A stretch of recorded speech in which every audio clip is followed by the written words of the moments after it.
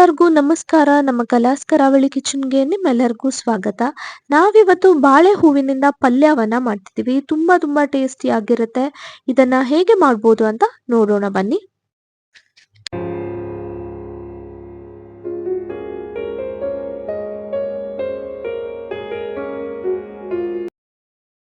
First ನಾವಿಲ್ಲಿ 2 ಬಾಳೆ ಹೂವನ್ನ ತಗೊಂಡಿದೀವಿ. ಇದರ ಮೇಲ್ಗಡೆ ಇರುವಂತಹ ಈ ಪಿಂಕ್ ಲೇಯರ್ ಏನಿರುತ್ತೋ ಅದನ್ನೆಲ್ಲ ತೆಗಿಬೇಕಾಗತ್ತೆ. ಇದನ್ನ ಪಲ್ಯಗೆ ಹಾಕಿದ್ರೆ ಚೆನ್ನಾಗಿರಲ್ಲ, ಹಾಗೆ ಕರೆಕ್ಟ್ ಆಗಿ ಬೇಯಲ್ಲ ಕೂಡ. ಅದಕ್ಕಾಗಿ ಒಳಗಡೆ ಇರುವಂತಹ ಬಿಳಿ ಭಾಗವನ್ನ ಮಾತ್ರ ತಗೋಬೇಕಾಗತ್ತೆ. ಬಿಳಿ ಭಾಗವನ್ನ ನಾವೀಗ ತಗೊಂಡಿದೀವಿ. ಇದನ್ನ ಚಿಕ್ಕ ಚಿಕ್ಕ ಪೀಸಸ್ ಗಳಾಗಿ ಕಟ್ ಮಾಡ್ಕೋಬೇಕಾಗತ್ತೆ. ಸೊ ನಾವಿದನ್ನ ಈಗ ಕಟ್ ಮಾಡ್ಕೊಳ್ತಿದೀವಿ. ಆದಷ್ಟು ಚಿಕ್ಕದಾಗಿ ಇದನ್ನ ಕಟ್ ಮಾಡ್ಕೊಳ್ಳಿ.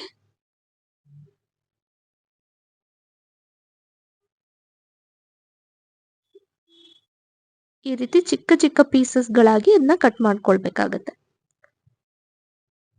ಆಗ ತುಂಬಾ ಚೆನ್ನಾಗಿ ಬೇಯುತ್ತೆ. ನಂತರ ಒಂದು ಬಾಣಲೆಯನ್ನ ಇಟ್ಟಿದ್ದೀವಿ. ಬಾಣಲೆಗೆ 2 ರಿಂದ 3 ಸ್ಪೂನ್ ಅಷ್ಟು ಎಣ್ಣೆಯನ್ನ ಹಾಕೊಂಡಿದೀವಿ. ಹಾಗೆ ಸಾಸಿವೆ, ಕರಿಬೇವನ್ನ ಹಾಕೊಂಡಿದೀವಿ. ಚಿಕ್ಕದಾಗಿ ಹೆಚ್ಚಿರುವಂತಹ ಈರುಳ್ಳಿಯನ್ನ ಹಾಕೊಂಡಿದೀವಿ. ಇದೆಲ್ಲವನ್ನ ಸ್ವಲ್ಪ ಹೊತ್ತು ಎಣ್ಣೆಯಲ್ಲಿ ಚೆನ್ನಾಗಿ ಫ್ರೈ ಮಾಡ್ಕೋಬೇಕಾಗತ್ತೆ. ಈ ರೀತಿ ಚೆನ್ನಾಗಿ ಇದನ್ನ ಫ್ರೈ ಮಾಡ್ಕೊಳ್ಳಿ. ನಂತರ ನಾವಿದಕ್ಕೆ ಹಸಿ ಮೆಣಸಿನಕಾಯಿಯನ್ನ ಹಾಕೊಂಡಿದೀವಿ.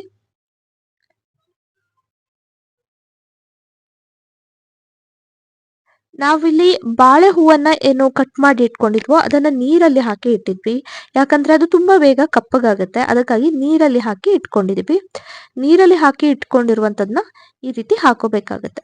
ನೀರನ್ನೆಲ್ಲ ನಾವು ತೆಗೆದು ಬರೀ ಈ ಬಾಳೆ ಹೂವನ್ನ ಮಾತ್ರ ಹಾಕೋಬೇಕು. ಇದನ್ನ ಸ್ವಲ್ಪ ಹೊತ್ತು ಚೆನ್ನಾಗಿ ಬೇಯಿಸ್ಕೋಬೇಕಾಗತ್ತೆ. ಬಾಳೆ ಹೂವು ಬೇಯೋಕೆ ಸ್ವಲ್ಪ ಸಮಯ ಹಿಡಿಯುತ್ತೆ, ಹಾಗಾಗಿ ಚೆನ್ನಾಗಿ ಬೇಯಿಸ್ಕೊಳ್ಳಿ. ನಂತರ ಇದಕ್ಕೆ ನೆನೆಸಿರುವಂತಹ ಹೆಸರು ಬೇಳೆಯನ್ನ ಹಾಕೊಂಡಿದೀವಿ. ನೀರಲ್ಲಿ ಸ್ವಲ್ಪ ಹೊತ್ತು ನೆನೆ ಹಾಕಿದ್ವಿ ಹೆಸರು ಬೇಳೆಯನ್ನ. ಇದನ್ನ ಹಾಕೊಂಡಿದ್ವಿ. ತುಂಬಾ ಟೇಸ್ಟಿ ಆಗಿರುತ್ತೆ ಹೆಸರು ಬೇಳೆಯನ್ನ ಹಾಕೊಂಡ್ರೆ. ಈ ರೀತಿ ಚೆನ್ನಾಗಿ ಇದನ್ನ ಮಿಕ್ಸ್ ಮಾಡ್ಕೊಳ್ತಿದೀವಿ. ಬಾಳೆ ಹೂವನ್ನ ಆದಷ್ಟು ಚೆನ್ನಾಗಿ ಬೇಯಿಸ್ಕೊಳ್ಳಿ. ನಿಮ್ಗೆ ಬೆಂದ್ರೆ ಕಲರ್ ಚೇಂಜ್ ಆಗಿರೋದು ಕೂಡ ಗೊತ್ತಾಗುತ್ತೆ. ಈಗ ಇದು ಆಲ್ಮೋಸ್ಟ್ ಬೇಯ್ತಾ ಬಂದಿದೆ. ಈಗ ನಾವು ಇದಕ್ಕೆ ಟೊಮ್ಯಾಟೊವನ್ನ ಹಾಕೊಂಡಿದೀವಿ. ನೆಕ್ಸ್ಟ್ ಸ್ವಲ್ಪ ತೆಂಗಿನಕಾಯಿ ತುರಿಯನ್ನ ಹಾಕೊಳ್ತಿದೀವಿ. ಹಾಗೆ ರುಚಿಗೆ ತಕ್ಕಷ್ಟು ಉಪ್ಪನ್ನ ಹಾಕೊಂಡಿದೀವಿ. ಸ್ವಲ್ಪ ಅರಿಶಿನವನ್ನ ಹಾಕೊಂಡಿದೀವಿ.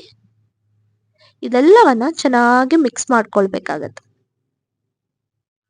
ಎಲ್ಲವೂ ಕೂಡ ಚೆನ್ನಾಗಿ ಹೊಂದ್ಕೊಳ್ಬೇಕು ಬಾಳೆ ಹೂವಿನ ಜೊತೆ. ಸ್ವಲ್ಪ ಹೊತ್ತು ಇದನ್ನ ಚೆನ್ನಾಗಿ ಈ ರೀತಿ ಮಿಕ್ಸ್ ಮಾಡ್ಕೊಂಡ್ರೆ ಟೇಸ್ಟಿಯಾದ ಬಾಳೆ ಹೂವಿನ ಪಲ್ಯ ರೆಡಿ ಆಗುತ್ತೆ. ಈಗ ಇದು ರೆಡಿ ಆಗಿದೆ. ಟೇಸ್ಟಿಯಾದ ಬಾಳೆ ಹೂವಿನ ಪಲ್ಯ ರೆಡಿ ಆಗಿದೆ. ತುಂಬಾ ಟೇಸ್ಟಿ ಆಗಿರುತ್ತೆ. ಬಾಳೆ ಹೂವಿನ ಪಲ್ಯವನ್ನ ನೀವು ಬೇಳೆ ಸಾರು ಜೊತೆ, ಅನ್ನದ ಜೊತೆ ತಿಂದ್ರೆ ತುಂಬಾ ಚೆನ್ನಾಗಿರುತ್ತೆ. ಒಂದ್ಸತಿ ಟ್ರೈ ಮಾಡಿ ಅಂತ ಕೇಳ್ಕೊತೀವಿ. Once again thanks for watching.